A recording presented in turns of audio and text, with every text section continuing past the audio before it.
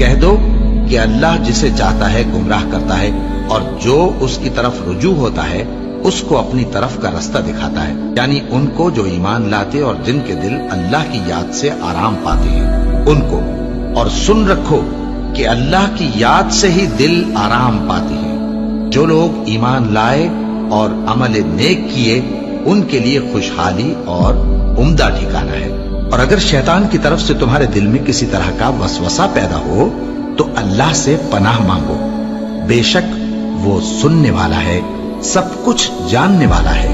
جو لوگ پرہیزگار ہیں جب ان کو شیطان کی طرف سے کوئی وسوسہ پیدا ہوتا ہے تو چونک پڑتے ہیں اور دل کی آنکھیں کھول کر دیکھنے لگتے ہیں، اور جب قرآن پڑھا جائے تو توجہ سے سنا کرو اور خاموش رہا کرو تاکہ تم پر رحم کیا جائے، اور اپنے پروردگار کو دل ہی دل میں عاجزی اور خوف سے اور پست آواز سے صبح و شام یاد کرتے رہو، اور دیکھنا غافل نہ ہونا۔ پھر جب تم یہ نماز تمام کر چکو تو کھڑے اور بیٹھے اور لیٹے ہر حالت میں اللہ کو یاد کرو۔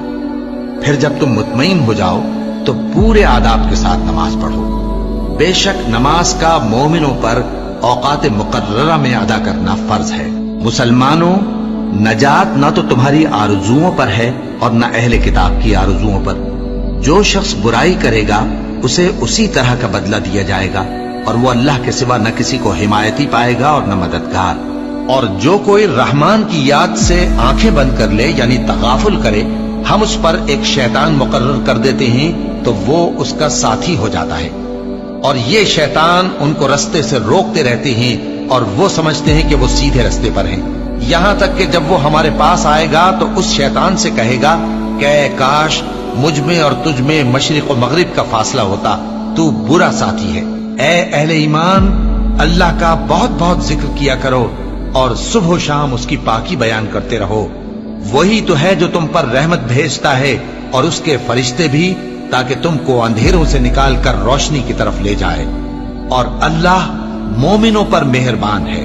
اور صبح و شام اپنے پروردگار کا نام لیتے رہو، اور رات کو بڑی دیر تک اس کے آگے سجدے کرو اور اس کی پاکی بیان کرتے رہو۔ اے نبی، یہ کتاب جو تمہاری طرف وحی کی گئی ہے اس کو پڑھا کرو اور نماز کے پابند رہو۔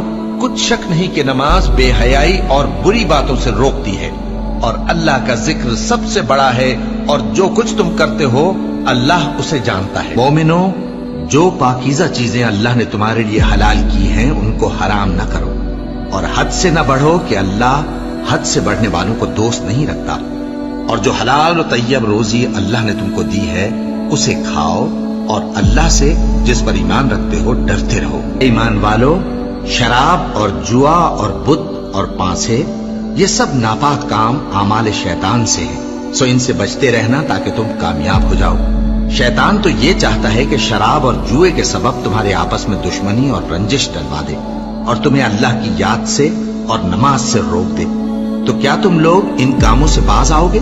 جو شخص نیک اعمال کرے گا، مرد ہو یا عورت، اور وہ مومن بھی ہوگا، تو ہم اس کو دنیا میں پاک زندگی بسر کروائیں گے اور آخرت میں ان کے اعمال کا نہایت اچھا صلہ دیں گے۔ سو جب تم قرآن پڑھنے لگو تو شیطان مردود سے اللہ کی پناہ مانگ لیا کرو۔ حقیقت یہ ہے کہ جو مومن ہیں اور اپنے پروردگار پر بھروسہ رکھتے ہیں ان پر اس کا کچھ زور نہیں چلتا، اس کا زور انہی لوگوں پر چلتا ہے جو اس کو رفیق بناتے ہیں اور اس کے وسوسے کے سبب اللہ کے ساتھ شریک مقرر کرتے ہیں۔ سو تم مجھے یاد کیا کرو، میں تمہیں یاد کیا کروں گا، اور میرا احسان مانتے رہنا اور میری ناشکری نہ کرنا۔ اے ایمان والو، صبر اور نماز سے مدد لیا کرو، بے شک اللہ صبر کرنے والوں کے ساتھ ہے۔ اے اطمینان والی جان، اپنے پروردگار کی طرف لوٹ چل، تو اس سے راضی وہ تجھ سے راضی، سو تو میرے خاص بندوں میں شامل ہو جا اور میری بہشت میں داخل ہو جا۔